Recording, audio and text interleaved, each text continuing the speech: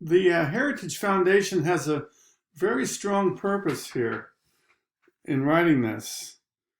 And they didn't just randomly choose these topics, the 97%, the brief history of climate, that is, our temperatures over time, and what the scientific data tells us, that is, the quality of scientific data. They chose them because they wanted to undermine climate science in the deepest way possible.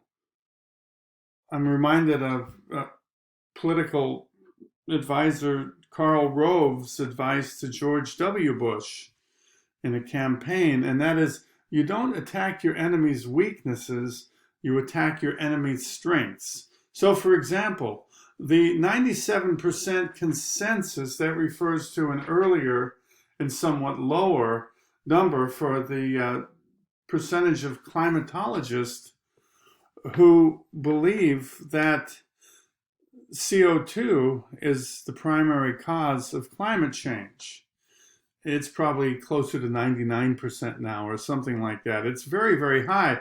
And so the fossil fuel industry, through the Heritage Foundation, which they fund very generously, had to attack that because that is a very, very threatening statistic for the fossil fuel industry. What it means is basically universally all climatologists, save just a few, very small few, believe that there are no longer any questions about it. Fossil fuels are heating up the planet.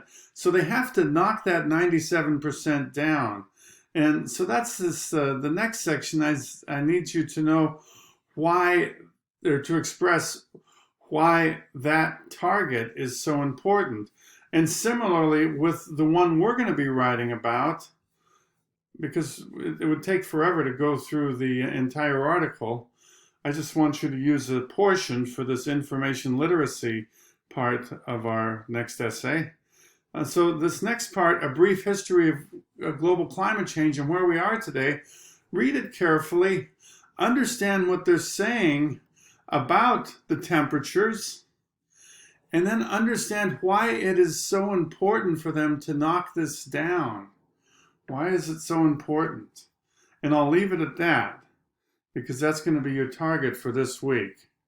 So read it carefully and then answer why it's so important to tear that down, to tear down what the climatologists have been saying about the temperature changes going back several 100,000 years, and why the fossil fuel industry needs to upend the climatologist findings. So that's your goal.